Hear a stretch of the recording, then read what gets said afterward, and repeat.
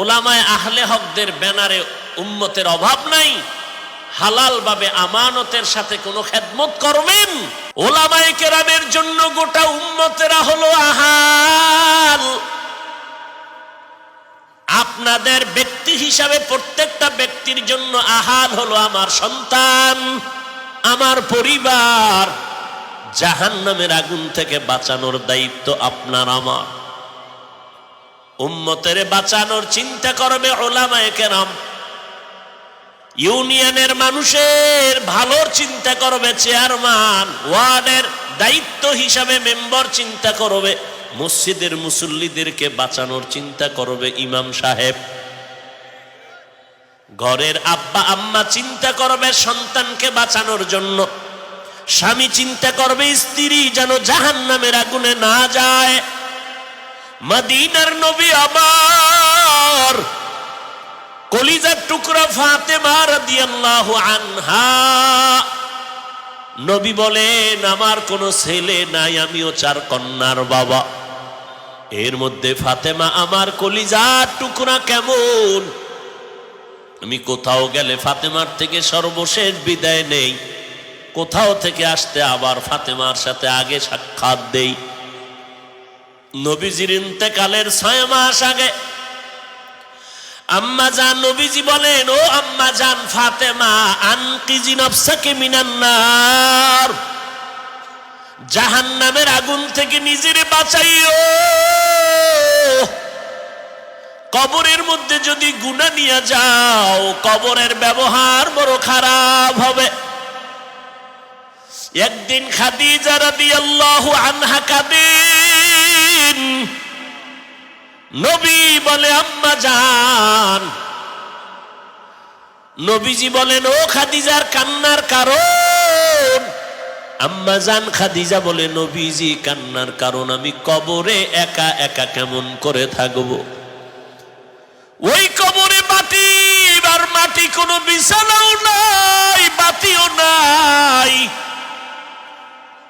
কেমনে আমি একা থাকবো অন্ধকার কবরে? 2 জন ফেরেশতা 3টা প্রশ্ন করার জন্য আসবে।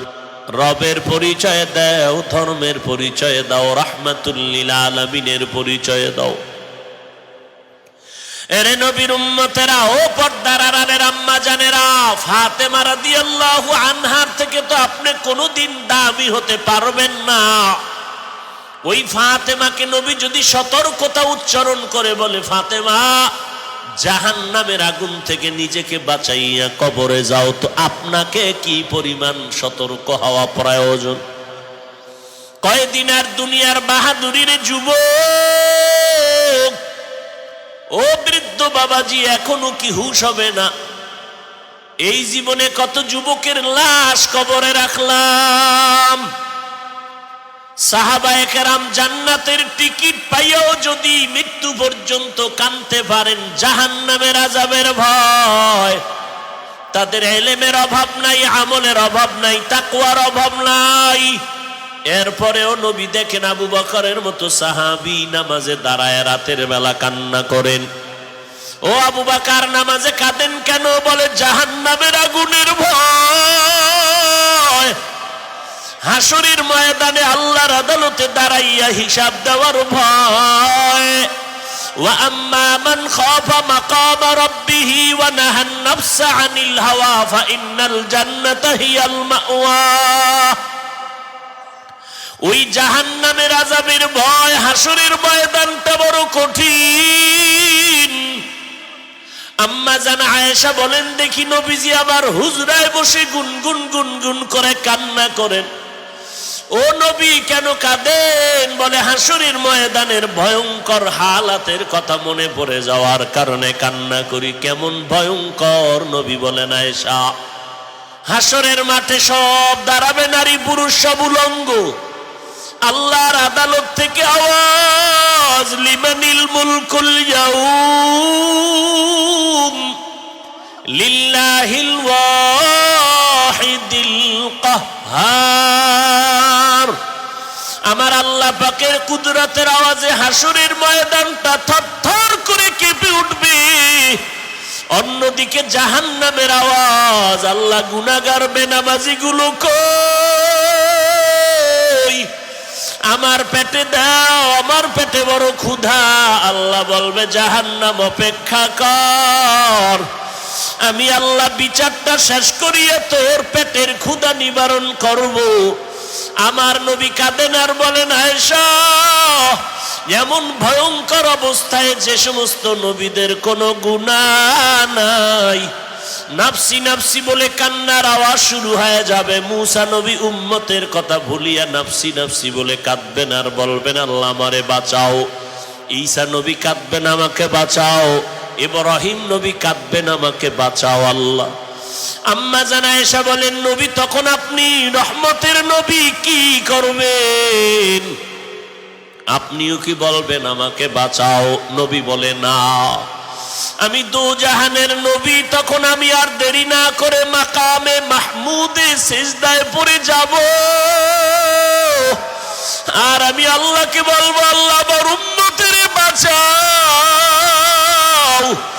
আমার একটা উম্মত যেন জাহান্নামে না যায়। আমার একটা উম্মত জাহান্নামে গেলে আমি জান্নাতের দরওয়াজায় যাব না। ও নবীর আশিকের দল, ওই নবী মদিনায় এখন উম্মতের জন্য পাগল। ও যুবকেরা, হিন্দু বৌদ্ধ ইহুদি খ্রিস্টান আমার নবীর সুন্নতের আদর্শ মানবে না। তুমি মুসলমান, তুমি আল্লাহ মানো, কোরআন মানো, হাদিস মানো, নবী মানো, তুমি কেন নবীর আদর্শ মানবা না? ওরে আল্লাহর গোলাম, ও যুবক, আল্লাহর আযাবের কথা কি মিথ্যা মনে করেছো? আল্লাহর কোরআন সত্য, জাহান্নাম জান্নাতের বয়ানও সত্য। গুনাহ নিয়ে কবরে গেলে জাহান্নামে জ্বলতে হবে, তাও সত্য। ও যুবকেরা, তোমার মতো কত যুবক, ও যুবতী মেয়েরা, ও মায়েরা, তোমার মতো কত মা, কত বোনেরা, কত স্কুল কলেজে পড়িয়াও নামাজ ছাড়ে না, তুমি কেন পারো না? ও ব্যবসায়ী ভাইরা, তোমার মতো কত ব্যবসায়ী একবেলার নামাজও বাদ দেয় না, তুমি কেন পারো না? ও চাকরিজীবী, তোমার মতো কত যুবক চাকরি করে, নামাজ ছাড়ে না, হারাম খায় না, তুমি কেন পারবা না রে বাবা? আল্লাহর কাছে তৌফিক চাও, তওবা করো। গলায় ছুরি আসবে, মরিয়া যাব, দুনিয়ার কষ্ট কিছুই না আখিরাতের কষ্টের তুলনায়। একটা মশার কামড় সইতে পারি না, জাহান্নামের গরম কেমন করে সহ্য করো বারে বাবা? আল্লাহর কাছে এখনো সময় আছে, তওবা করো, মনে মনে আল্লাহকে ডাকো আর বলো, হে দয়ার মালিক, এই ময়দানে আমার মতো গুনাহগার কেউ নাই। গুনার কারণে আমার হাত না পাক, আমার চোখ না পাক, আমার জিহ্বা না পাক, আমার অন্তর না পাক। এই গুনাহ নিয়ে কবরে যেতে চাই না রে আল্লাহ। আজকে এই ময়দানে তওবার নিয়ত করে আমার আল্লাহকে ডাকো, অন্তর দিয়া বলো, আল্লাহর গুনার কাছেও যাব না, গুনাহগার হইয়া মরতে চাই না রে আল্লাহ। তওবা করো আর বলো, আর গুনাহ করব না, নামাজ ছাড়বো না, বেপরদায় চলবো না, মা বাবারে কষ্ট দিব না। যেই মা বাবার দোয়ার কারণে আজকে চেয়ারে বসছি, যেই মা বাবার চোখের পানি আর দোয়ার কারণে আজকে তুমি মাওলানা, মুফতি, চেয়ারম্যান, মেম্বার, সম্মানের চেয়ারের, গাড়ি বাড়ির মালিক হয়ে গেল। এমন একটা দিন রাত্র নাই যে মা বাবায় টেলিফোন করে খবর নেয় নাই। আজকে ওই বাবারে রাখিয়া কেমনে আরামে ঘুমাও? ওই বাবার চেহারা, ওই মায়ের চেহারাটাও কি মনে পড়ে না রে সন্তান? ওই বাবার কথা যদি মনে পড়ে, কই তোমার আদরের বাবা নিজে না খাইয়া তোমারে বড় বানাইছেন, কত রাত্র না ঘুমাইয়া তোমাকে আমাকে ঘুম পাড়াইছেন। তোমার আমার শান্তির জন্য মা বাবা কত কষ্ট করেছেন। বাবা রাত্র নাই দিন নাই রাস্তায় রাস্তায় মানুষের কাজ দাঁড়ে দাঁড়ে দৌড়াইয়া এত কষ্ট করে কামাই রুজি করেছেন তোমার আমার জন্য। কত রাত্র খাইতে পারে নাই, কত ঈদের দিন ঈদের নাস্তা করতে পারে নাই। ও সন্তান, এত নিষ্ঠুর কেন হয়েছো? ওই মা বাবার চেহারাটাও কি মনে পড়ে না? আমার আমার মাওলার কাছে পারো না একটু চোখের পানি ছেড়ে দোয়া করতে? তোমার বাবায় তাকায় আছে তোমার দোয়ার অপেক্ষায়, তোমার মা অপেক্ষা করে কখন তুমি একটু হাত উঁচু করে দোয়া করবা। ও নিষ্ঠুর, ও নিষ্ঠুর, এক ফোঁটা চোখের পানি কি ছেড়ে দিতে পারো না? ওই মা বাবার জন্য কি একটু চোখের পানি ছেড়ে দোয়া করতে পারো না? ওই মা বাবার দোয়া ছাড়া আগাইতে পারবা না। যদি অন্যায় করিয়া মা বাবারে কাঁদাইয়া থাকো, তাড়াতাড়ি ক্ষমা নাও, মা বাবার ক্ষমা নাও। মা বাবারে কষ্ট দিয়ে আগানো যাবে না রে বাবা। এখনো সময় আছে, যাদের মা নাই, যাদের বাবা কবরে, মাঝে মাঝে কবরে গিয়ে দাঁড়াইও, ওই বাবার কবরের কিনারায় গিয়া সূরা ফাতিহা কোরআন পড়ে দোয়া করিও। ও এতিম সন্তানেরা আল্লাহর কাছে কাঁদো। ও যুবকেরা, ও যুবতীরা, ও পর্দার আড়ালের মা বোনেরা, মা বাবা যার দুনিয়াতে বেঁচে আছে ঘরে যাইয়া দোয়া চাও, মা বাবার থেকে দোয়া নাও, জীবনের তালা খুলে যাবে। জাহান্নাম থেকে বাঁচতে চাইলে মা বাবার দোয়া নাও, আল্লাহর কাছে তৌফিক চাও, চোখের পানি ছেড়ে কাঁদো। আজকে তোমার আমার ডানে বামে কত কান্নার আওয়াজ, তোমার চোখে কেন পানি নাই? আমার মাওলা তোমার উপরে গুনার কারণে বেজার, গুনার কারণে আজকে দিল শক্ত, চোখে পানি নাই, হাত গুনার কারণে নাপাক, জিহ্বা নাপাক, অন্তর নাপাক। আল্লাহকে বলো, আল্লাহ গুনাহমুক্ত করে দাও, দিলটা নরম বানায় দাও, কান্নাওয়ালা চক্ষু দাও, জিকিরওয়ালা জিহ্বা দাও, আখিরাতের ফিকিরওয়ালা কলব দান করো। কান্না না আসলে দেখো ডানে বামে কার চোখে পানি, হাতটা বাড়াইয়া কান্নাওয়ালার কাছে দোয়া চাইও। কান্নাওয়ালার দোয়া খালি হাতে ফেরত যাবে না রে যুবক।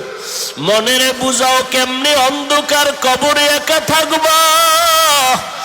ও যুবক, এখনো সময় আছে, তওবা করো আর কাঁদো। আল্লাহকে বলো, আল্লাহ আর দাড়ি কাটবো না, নামাজ ছাড়বো না, বেপরদায় চলবো না, আর ওলামায়ে আহলে হকের বিরুদ্ধে যাব না, নবীর সুন্নতের জবাই করব না। স্কুল কলেজে বড় চাকরি করো, ব্যবসা করো, নামাজটা ধরো, ওলামায়ে কেরামের পরামর্শ নিয়ে চলার চেষ্টা করো, আর আল্লাহর নবীর সুন্নতের মালা গলায় লাগাও। ও আল্লাহ, তুমি আমাদের মাফ করিয়া দাও। আয় আল্লাহ, তওবাওয়ালা জিন্দেগি দান করো, কান্নাওয়ালা চক্ষু দান করো। আয় আল্লাহ, আমাদের সবার গুনাহমুক্ত জিন্দেগি দান করো। আমাদের তওবার উপরে মজবুত হইয়া নবীর সুন্নত অনুযায়ী চলার তৌফিক দান করো। আমিন। আলহামদুলিল্লাহি রাব্বিল আলামিন, ওয়াসসালাতু ওয়াসসালামু আলা সাইয়্যিদিল আমবিয়া ওয়াল মুরসালিন ওয়া আলা আলিহি ওয়া আসহাবিহি আজমাইন। ইয়া আরহামার রাহিমিন, ইয়া আরহামার রাহিমিন, ইয়া আরহামার রাহিমিন। রব্বিরহামহুমা কামা রব্বায়ানি সগীরা। আল্লাহুম্মা ইন্না নাউযু বিকা মিনাল বারাসি ওয়াল জুনুনি ওয়াল জুযামি ওয়া সাইয়্যিল আসকাম। ও দয়ার মালিক, গুনার বোঝা নিয়ে হাত তুললাম, মেহেরবানি করে আমাদের মাফ করে দেন। আয় আল্লাহ, মোনাজাত দেওয়ার পরে শেষ দোয়া করিয়া সবাইকে যাওয়ার তৌফিক দান করেন। আয় আল্লাহ, বয়ান যতক্ষণ চলবে ততক্ষণ আপনার বান্দাদের বয়ান শুনে যাওয়ার তৌফিক দান করেন। আয় আল্লাহ, এলাকার ঘরে ঘরে শান্তি দান করেন। আয় আল্লাহ, গুনাহমুক্ত জীবন দান করেন। উলামায়ে কেরামের মোহাব্বত অন্তরে বাড়ায়া দেন। চলার পথে আমাদের হেফাজত করেন, গুনাহের প্রতি ঘৃণা জমায়া দেন। আয় আল্লাহ, এলাকার সবাইকে 5 ওয়াক্ত নামাজি বানায়া দেন। আমার প্রত্যেকটা যুবকের দিনদার বানায়া দেন। নবীজির সুন্নাতওয়ালা জিন্দেগি আমাদের দান করেন, নবীজির সমস্ত চাওয়া কল্যাণ আমাদের দান করেন, ওয়াকল্যাণ থেকে হেফাজত করেন। আয় আল্লাহ, আমার দেশ শান্তির দেশ বানায় দেন, পরস্পরে মোহাব্বত তাকওয়া বাড়ায় দেন। আয় আল্লাহ, আমাদের সবাইকে আপনি মাফ করে দেন। ওয়া উফাউযু আমরি ইলাল্লাহ ইন্নাল্লাহা বাসীরুম বিল ইবাদ। আমিন আমিন আমিন।